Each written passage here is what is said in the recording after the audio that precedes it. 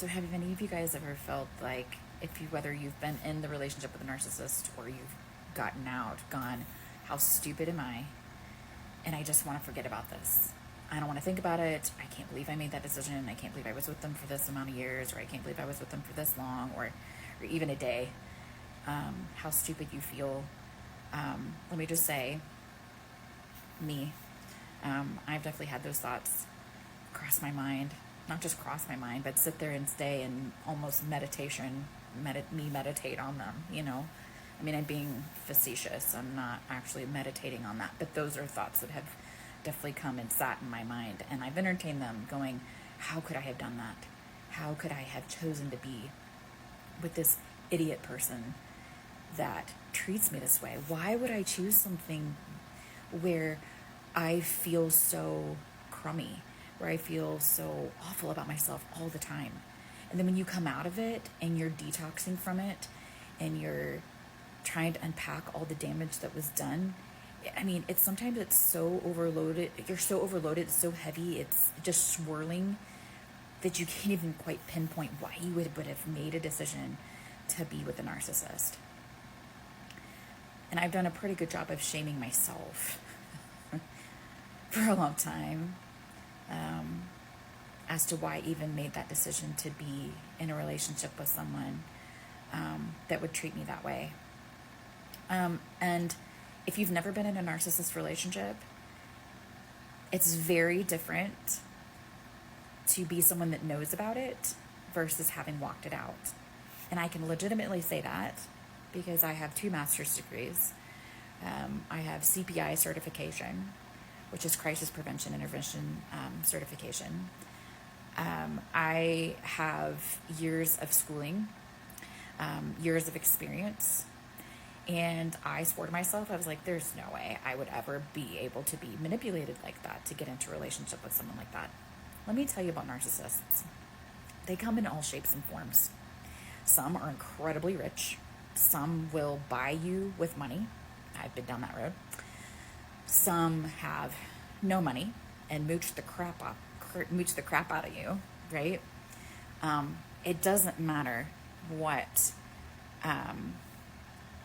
frame of life they come from. They come from all kinds, because narcissism is something you are taught. It is not something you're born with or born into. I mean, I guess you could be born into it, but meaning it's not hereditary. The only time it would be hereditary is if the pattern continues to be passed down from generation to generation. A narcissist breeds another narcissist. But if you look sometimes at different individuals or different like family dynamics, how come one person turned out to be a narcissist, one sibling did and the other sibling didn't? So it really, that's what I'm saying is like, it just because like, so for example, my dad was a narcissist, and I swore I would never marry a narcissist. Yep. So let me explain it like this. Narcissists, and the only compliment I will ever give a narcissist is the fact that they are emotionally intelligent.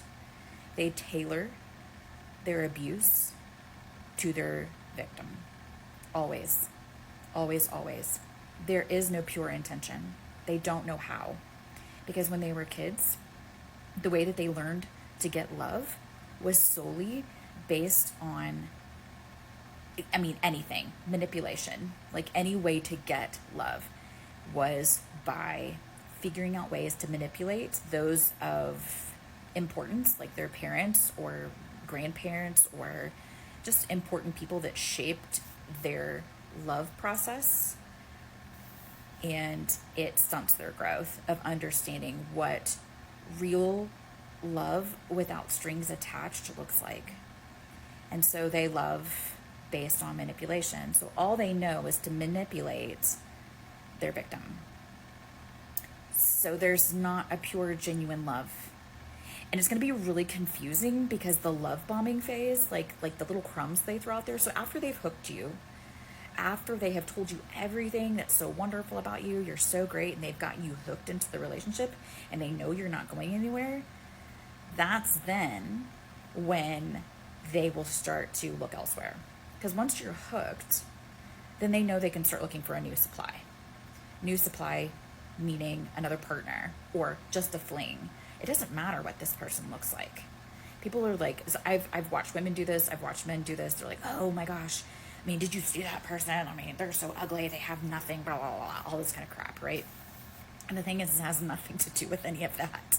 It has everything to do with feeling loved and admired by other people. They don't care.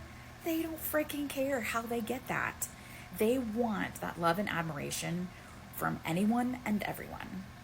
And so if they can get it from someone that is quote unquote lesser than you, they're going to.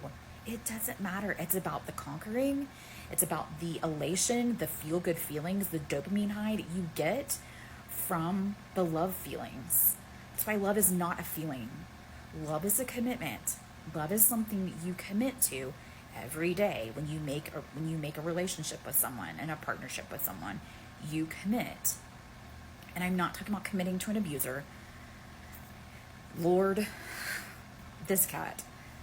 So I'm saying to you, and I'm hoping I can bring encouragement, that it doesn't matter whether you're educated, whether you've studied this, whether you even grew up with a father that's narcissist.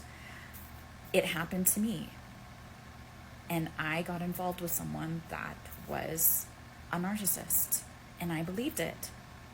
And I could quote unquote, I fell for it, if you want to call it that. I hate saying that, because I'm not saying that I don't, there's a fine line here where people are like, oh, well, it's not my fault. It's just, my baggage, I didn't do that. I'm not saying I'm not taking responsibility for the choices and maybe the hurts and the pains that I have, that I'm still hooked up on, that I need to evaluate so I don't make choices like this again. But I do know the red flags.